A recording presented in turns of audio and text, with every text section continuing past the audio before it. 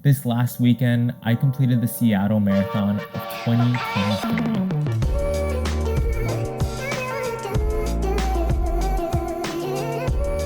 I am so relieved, so stoked, so filled with all of these different emotions about what I just did this weekend. And man, this this medal means a lot to me, and I'm glad to have been able to document chunks of this journey and share it with you guys. Let's just jump into the week of the marathon. It started with me getting a little bit sick. I had a small cold. Dude, less than a week out, and I feel like dog water. Fuck. It was a lot of sinuses, and that really just made me like more nervous for the weekend. It was putting me on edge a little bit. By the time the marathon rolled around, I was good to go. But first, let's talk about the day before.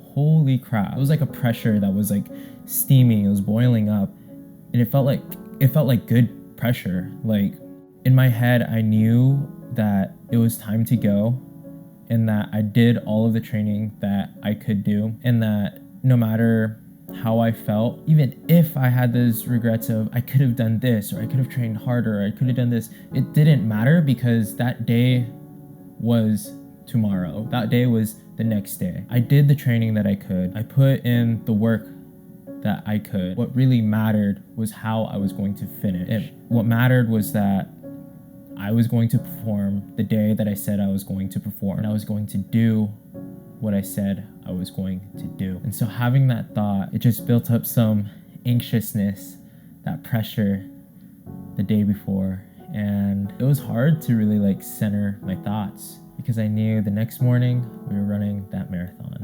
When I woke up at about 4:30. With the little bit of time in between, I just continued to try to focus my thoughts in. I just wanted to read what my thoughts were in this moment to you guys. So this is the morning of the marathon. It's going to be hard. It's going to be ugly, but I'm ready for it. I'm going to focus on being in the moment. When things get tough, I'm going to remember my why to prove that I can. When things get tough, I'm going to think of Lynn. I'm going to think of this as being my chance to succeed. I'm going to think of all the training I've put in, not just physically, but mentally. I'm going to remember those early days in the gym, the shin splints, the sore muscles, feeling accomplished the first 10K steps. I've come so far, but I want to go 26.2 miles further. And after that, the world is filled with possibility. World's End.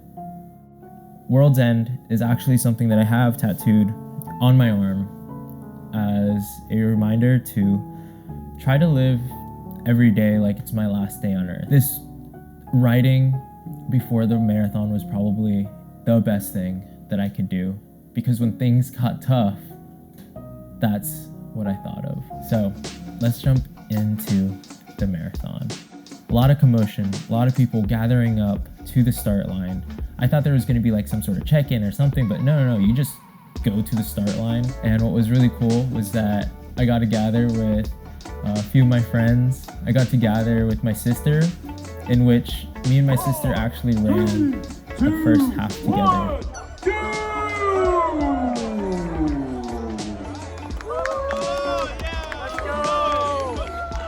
This is something that was so special to me, was that I got to run and experience this with my own sibling. Like, I don't think there's a lot of people that can say that they've ran a marathon with their sibling. That's gonna be a moment that I'm gonna remember for the rest of my life. Yeah, we went through the tunnel, and we were just talking stories, talking about whatever came up through the mind, and we were feeling good. Things began to get serious at mile 10. Like those first 10 miles, it was just fun. I was just in the moment. Like there's not many words that I can say to explain those first 10 miles. It was just like another day in the office, just another run. Mile 10 was when my quads, both my right and my left, started to bubble up a little bit. Bubble up as in it started to cramp just a little bit.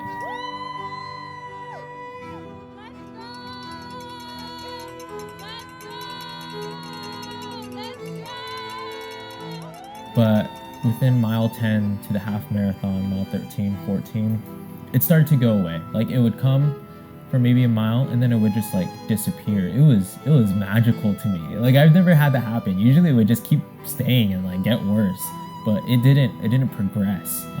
My sister, she was starting to get some cramps in her foot. Randomly met Gio too, one of my other friends.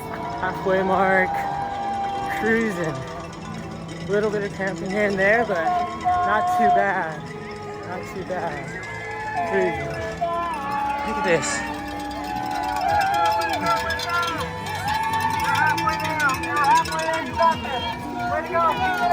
And so when my sister's foot started to cramp a little bit, she told me to just keep going. And she's my older sister, so I knew she was gonna be fine. I had 100% faith that I was gonna see her at the finish line. So I continued on, ran with my friend Gio for a little bit, and then he started to go at his own pace. Then it was just me. A little bit past the halfway point, cruising. Got a little bit of a hill. A little bit of a pit hill here, but we're cruising, Keeping it like a 12 to 13 minute pace. Good job. So, feeling good. Sister started walking a little bit, and then Gio slowed down a little bit as well, and I just kept going. I think it's smart, because now I can really dig deep into this next half without distractions or anything like that. It's really just me out here, so let's get it. I think that was actually the best thing that could have happened for me, because this was the time that I could recollect and think of, what is my why? Why am I doing it? It was a good reminder that, you know, when things are getting tough, when you are out working your fucking ass off, there's gonna be times that you are alone. It was only me during the hardest parts of the marathon, which was going up this steep ass hill, bro. Dude, holy crap.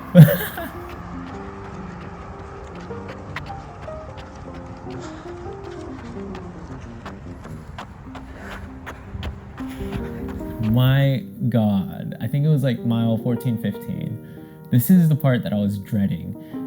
They estimated 1,600 feet of elevation. I did no elevation training other than on the 20-mile run, we did like 700. Holy smokes, I was so nervous. I took the approach of just walking up the hill, running down the hill. Yeah, that was perfect. And I thought that part was like truly gonna be the worst. And then you get to Green Lake, and Green Lake is this double loop, and there's barely any signage. Oh my gosh, that was the worst part ever. And mile 16 was where, holy shit, I need to drink more water. Holy shit, I'm hitting a wall. That was hard. I started running at a 16-minute pace. My usual pace is like 11:30. Yeah, that was rough. And so when mile 16 came, I was just thinking like, my God, 10 more miles, 9 more miles, 8 more miles, 7 more miles. And it just kept tracking down. When I hit mile 20, those thoughts of like, this is the last 6, you got it now. It's just the last 6, just another 6 miles. That was a really good just waypoint for myself. Almost at the 20-mile mark. We're getting there. 20 miles in. Feels not terrible. This 20-miler feels better than the first time, so that gives me hope for the last 6. I'm just taking it slow, staying at this like 16-minute mile pace. Super slow. But I'm like maintaining this cramp at this like really low level, which feels good because it's not getting worse. So yeah. Remember, I told you about how beneficial writing that day was. This is where I started thinking about my why. This is where I started thinking about what I wrote. It wasn't just for me.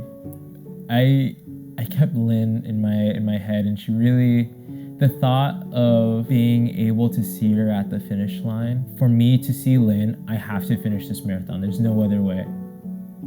And there was no fucking fucking way that I was going to stop, because I needed to see Lynn. She is my foundation to who I am as a person. Lynn, I know you're watching this. I'm probably gonna make you watch this, but I love you and thank you for being one of the few reasons that I finished the marathon. One thing that I kept close to my heart throughout this whole race, there are people out there cheering all of us on in the freaking cold. I wanted to make sure that when they saw me, that I wasn't gonna be dying. I tried to smile at every single person. There's this one interaction that was really nice where I just smiled and waved at the lady. It was like mile 20 something, and she's like, wow, you're still smiling. That's like so special, or something along those lines. And that moment just resonated with me. When things get tough, when it comes down to that last mile, I am going to be that positive force. I thought I was gonna be alone for that last mile, and you know who the hell pops up at my side? My brother Gio, dude, my homie, dude. Oh my God. What makes this moment so special to me was that 2 years ago is when I moved to Seattle, and Gio was the only friend that I had that was truly living in Seattle. And we've always had this idea of like, how are we gonna push ourselves?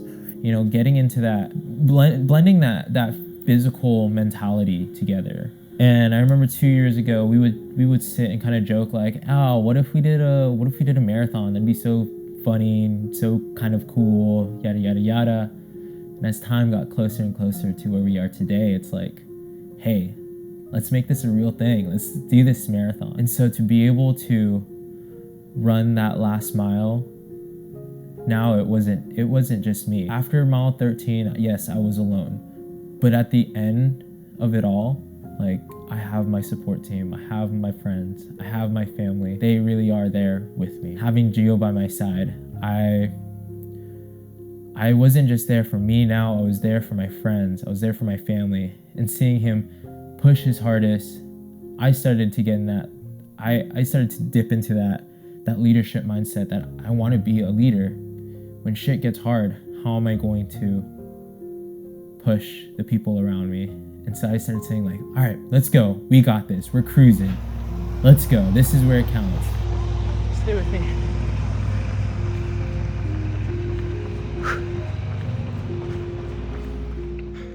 And that really just like felt good to know that when shit hits the fan, when things get tough, I can still be the leader that I want to be. That's gonna be another really special moment that I want to forever remember. When I got to that last point too, I just started booking. Nothing mattered other than that finish line. I was like gonna try to film it, and then I was like, fuck, I'm sprinting. I'm emptying the gas tank. My quads, my legs were on fire. I could barely even move, but I was like, I'm making it to that finish line. There's also like a couple of people ahead of me, and I was like, I see how they're running. I'm gonna freaking beat them. Yeah, that was so hype, dude. That was so hype. Man, I crossed that finish line.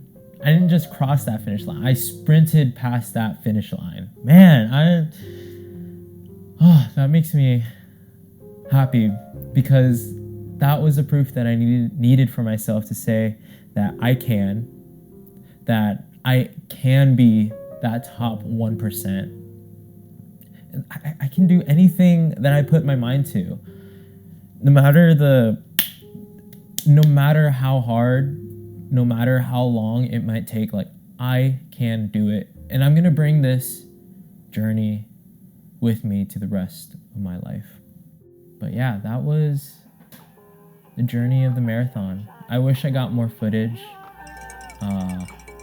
but I was just living in the moment. So I'm glad that I'm able to take the time to recollect here and talk to you guys about it. If you guys are thinking about doing something hard or doing your first marathon, do it. Thank you to everybody that had supported me during these last 3 months. I can't wait for the next challenge, the next journey. we're just gonna keep on moving. I'll see you guys next time. Peace. That was so good. I was so happy. Okay, now can you tell me what I said? What? Can you tell me what I said? I have no idea.